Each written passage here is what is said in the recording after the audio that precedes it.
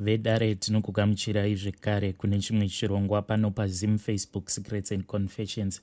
Tadzoka zvekare nemamwe mamessages. Rekei tibva tapinda mumamessages atadzoka takakubatirai. Hanzi, hello mukomanashi, yangu handingati confession as such, but I am looking for advice kubvawo kune vedare. Inini I am scared kuti pada ndingazoita a heart problem mune ramangwana.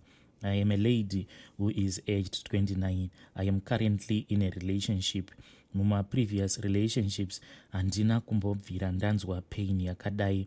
Zvinhu zvacho zvinoitika ndezvekuti kana ndikangogara ndafunga boyfriend yangu ndinobva ndanzwa pain, ende ndinenge ndichinzwa pain muri mumwoyo chaimo. Sometimes pain yacho inenge yakanyanyisa zvekuti in the end ndinozototanga kuchema kusvika ndabatwa nehope ndichingochema zvobva zvazopfuura.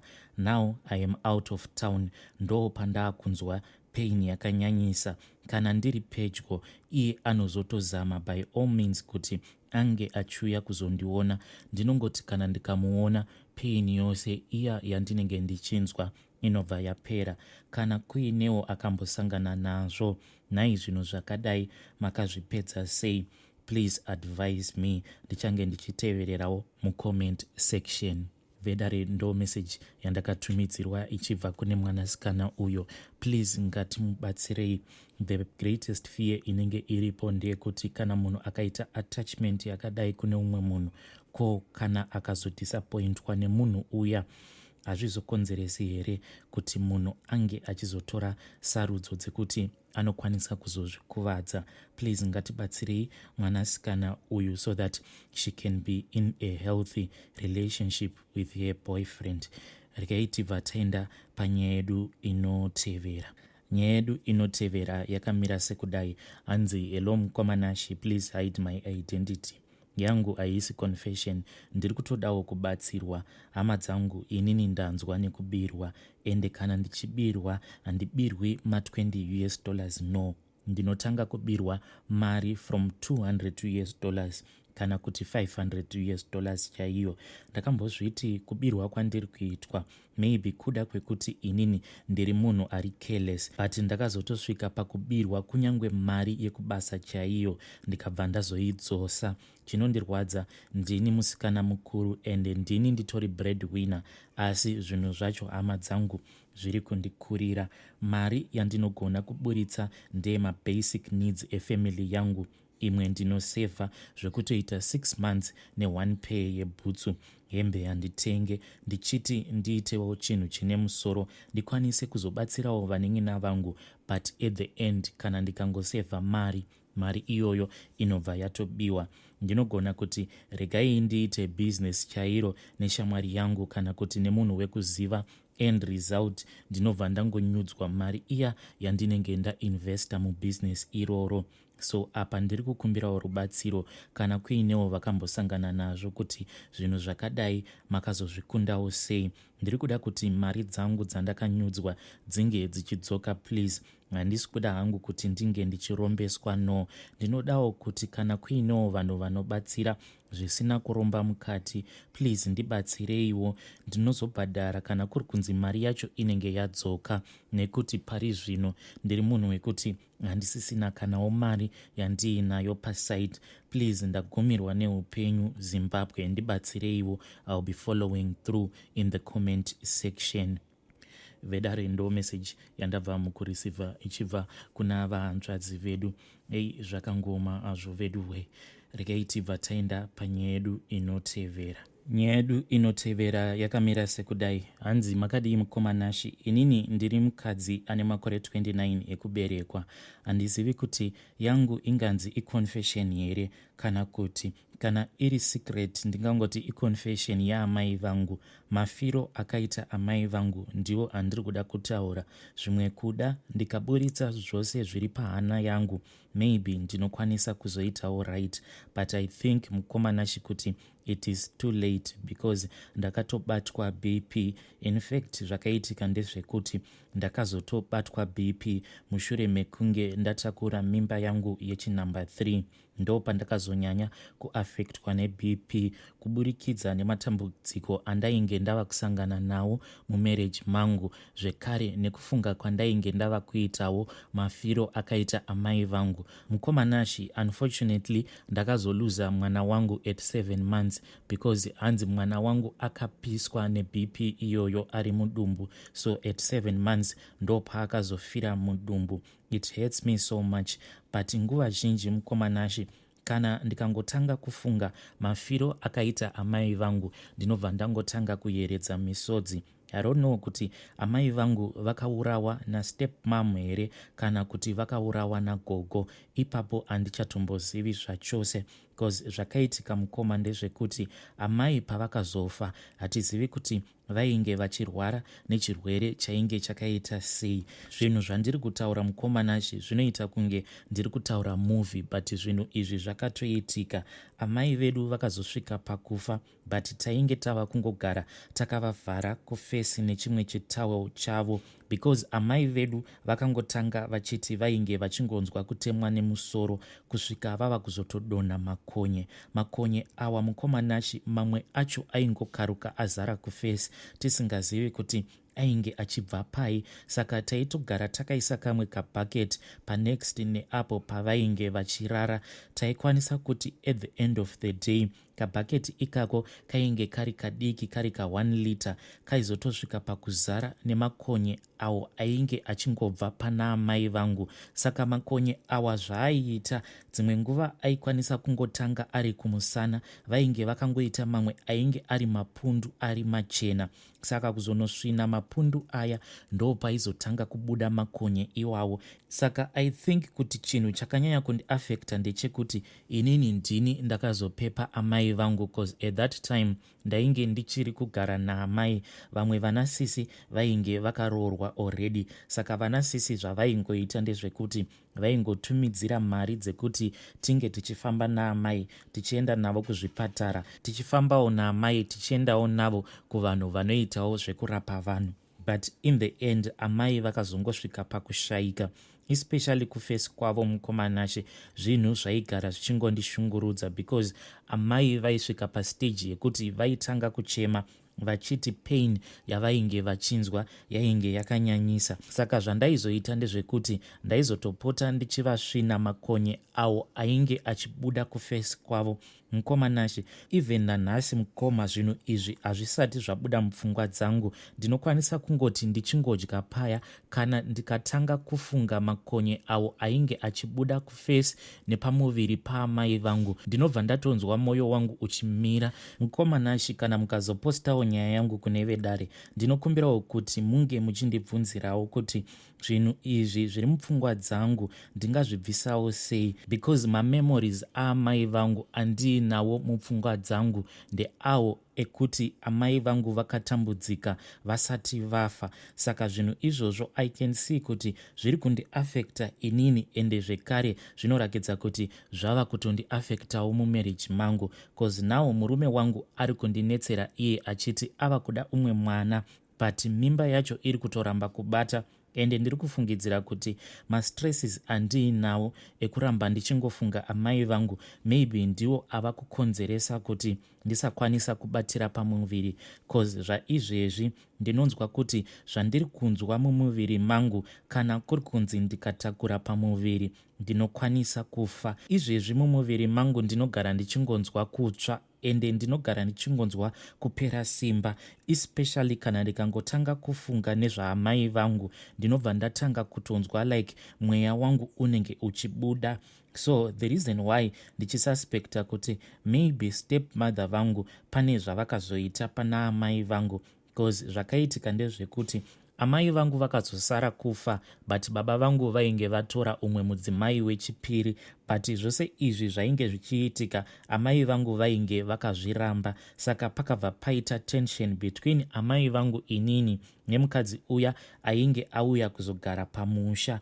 Zvekare mukufamba isusu takaudzwa kuti gogo vedu isusu vanova vanobereka baba vedu hanzi ndivo vakakonzeresa kurwara kwose kwakazoitika pana amai vangu, nekuda kwekuti ivo gogo vainge vachirakidza kuti vainge vachida uya mukadzi wechinumber 2 ainge atorwa nababa vangu. Saka uko kwatainge takamboenda, mubatsiri uyo ainge achitibatsira, hanzi gogo vedu vakatora vhudzi pana amai vedu. Ameno kuti vhudzi iroro vakaritora sei? Hanzi vakabva vaenda kumunda ndokubva vanotora chibage chainge chiri chinyoro, vakabva vaisa chibage chiya, vakabva vazanganisa nevhudzi riya vakariisa mubepa, ndokubva vaenda vakanocherera kuseri kwemba yavo. Munhu uya ainge achitibatsira akati zvinhu izvozvo like panguva yacho patainge taenda naamai vangu nababa tichienda kunotsvakawo rubatsiro kwaari, munhu uya akabva ati kuna baba vangu, kana uchikwanisa izvezvi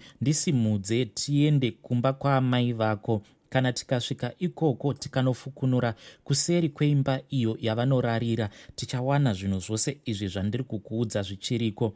Asi dai wanga uri umwe, taita zvinhu izvi nekukasika. Munhu uya achirondedzera iye ainge achiti makonye awo ainge achibuda pamuviri nekufesi kwaamai vangu, hanzi makonye iwawo ndiwo ainge achibva pachibage icho chainge chiri chinyoro, chainge chakaiswa mubepa chakazanganiswa nevhudzi raamai vangu.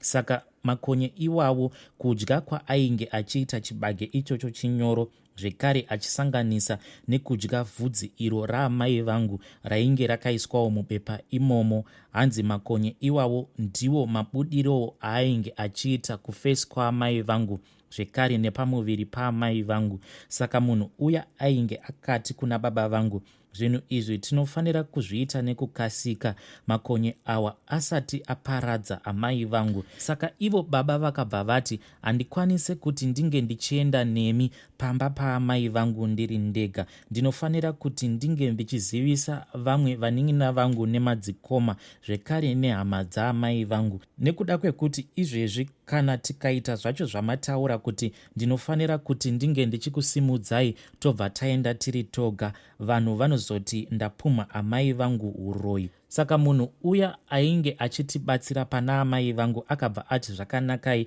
chiendai munotaurirana, asi munofanira kuita zvinhu izvi nekukasika. Handizivewo kuti chii chakazokonzeresa kuti baba vangu vange vachizoneta nazvo. Kubva zvatakabva ikoko, baba vangu vakazotouya mubhedroom umo mandainge ndichirara inini naamai vangu, mushure mekunge vanzwa inini ndichiridza mhere.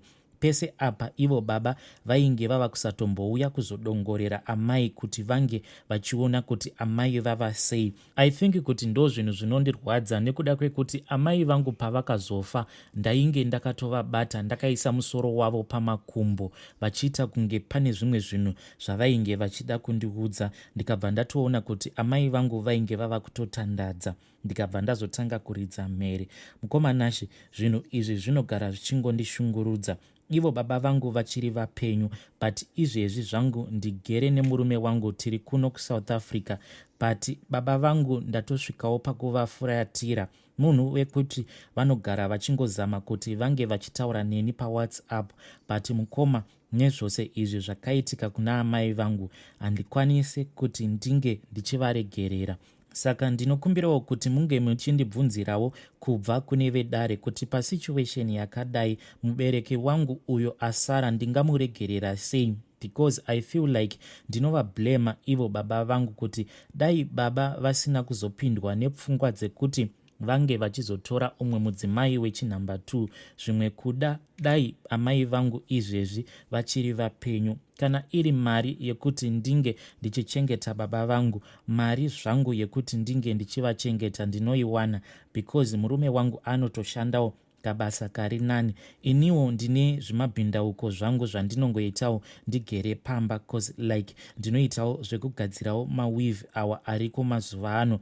Saka ndine zvemabhindauko zvangu zvandinongoita ndigere pamba, but mukomanachi dambudziko ndiroro rekuti BP yandiafekta zvisingaiti, ende ndiri munhu wekuti handitombogone kufamba for a very long distance. Kana ndikangofamba for about 10 or 15 minutes ndinobva ndatotanga kutofemereka ndichitonzwa like mweya wangu unenge wava kuda kubuda. please ndibatsireiwo mhuri yeZimbabwe. Vana vangu vachiri vadiki. Ndinogara ndichingofunga kuti izvezvi ko kana ndikangomuka ndichinzi ndafa, vana vangu vanozosara vainani. Please ndibatsireiwo. Pane umwe shamwari yangu akandiudza kuti BP iri mupfungwa. Ko BP yacho kana iri mupfungwa ndingaibvisawo sei? Ndibatsireiwo mhuri yeZimbabwe. Ndatenda in advance. Vedare ndo message yandakatumidzirwa navahanzvadzi vedu. Please ngativabatsireiwo mucomment section. But zviriko here izvi? Hanzi ndakaudzwa neshamwari yangu kuti BP iri mupfungwa. Zvakangoma hazvo veduwe. Please ngativabatsireiwo mucomment section. Regai tibva taenda panyaya yedu inotevera. Message yedu inotevera yakamira sekudai. Hanzi, hello mukomanashi, inini ndiri mukadzi ane 47 years. Ndinoda kukonfesawo zvakaitika kwandiri. Zvakaitika ndezvekuti mugore ra2016 ndainge ndichitobvawo kuzvishavani ndichiti ndiri kuuya kuHarare uko kwainge kuchishandira murume wangu. Saka inini ndainge ndigere nevana kumusha. Zvino pane apo pandainge ndakazouya kuzoona murume wangu kuHarare, ndainge ndatotakurirawo murume wangu nzungu nezvimwewo zvinhu zvainge zvakasiyana siyana izvo zvaainge achifarira. Saka ndakazoti ndava mukwekwe. Then kombi iyo yandainge ndakwira ndichiri kuzvishavani yainge yakati iyo inosvika kuHarare. Takabva takwira kombi iya, asi takazoti tava mukwekwe kombi iya yakabva yatanga kuramba ichiti iyo inogumira mukwekwe. Yakabva yaramba kudarikira ichienda kuHarare. Apa hwainge huri usiku. Saka takabva tangoburuka mukombi muya tose tainge tichipfuurira mberi nerwendo rwedu tichiti tiri kuenda kuHarare. Ndokubva taenda pahiking spot. Takati takamira pahiking spot kudaro, inini ndainge ndakamira pedo neumwe murume uyo ainge achiti ari kuendawo kuHarare. Inini nemurume uyu tainge tatoita kamwe kakaita kunge kaushamwari, sezvo ainge ari iye ainge atondibatsira kusenga zvinhu zvangu zvandainge ndiinazvo, achizviburitsa mukombi muya achienda nazvo kunozviisa pahiking spot. Saka tainge takangomira pedo napedo. Amenowo kuti chii chakazoitika. Handizivi kuti baba ivavo vaiva nemushonga here kana kuti kuda chainge chiri chii, handizivi. Nekuda kwekuti ndakazongokaruka baba vaya vangotora ruoko rwangu ndokubva vatotanga kundibatisa nhengo yavo. Takamira kudaro, baba vaya vakabva vati kwandiri, ngatitsvakei kwekunovata. Inini handina kana kumboramba kana kupikisa. Ndakabva ndangoti okay, tsvakai. Takabva tatsvaka motikari ndokubva tatoenda kumabooking, tikabva tanoita zvatakaita ikoko. Takati tapedza kuita zvose zvatainge tichiita ndokubva tazodzoka tikabva tatanga kuhaika kombi. Mukomanashi, zvinhu izvi zvakaitika musi iwowo. Nanhasi zvinhu zvekuti zvinogara zvichingondinetsa mupfungwa kuti ko waiva mushonga wababa ivavo here kana kuti what, because hatina kana kumbopfimbana kana kuita sei. Asi takatohaya motikari tikatoenda kubooking. Ndakazoti ndasvika kuHarare ndakabva ndaona kuti murume wangu ainge ava kutoda kutosangana neni pabonde. Ndakabva ndatya kuti apa ndainge ndasangana nababa vaya tisina kana kumboshandisa dziviriro, manje murume wangu kana akada kusangana neni pabonde anokwanisa kuzozviona. Murume wangu ndakabva ndatanga kumunyepera sekunge ndainge ndichirwara zvainge zviri serious, ndichiti ndainge ndichinzwa chibereko. Ndainge ndichimuudza kuti chibereko changu chainge chanyanya kupindwa nemhepo yakanyanyisa apo pandainge ndamira pahiking spot. Panguva yacho mukomanashi ndaitova nekamwana kacheche. Zvinhu izvi pazvakaitika, nanhasi ndinonzwa kusvoda nazvo kana ndikarangarira zvandakaita mugore ra2016. Vedare ndo message yandabva mukureceiva about 7 minutes ago ichibva kuna mama avo. Zvakangoma hazvo veduwe, asi ngatitaurei navo mucomment section. Vadiwa vateereri, ndo mamessages andanga ndakakubatirai. Ngatisanganei zvekare mune zvimwe zvirongwa zvinotevera.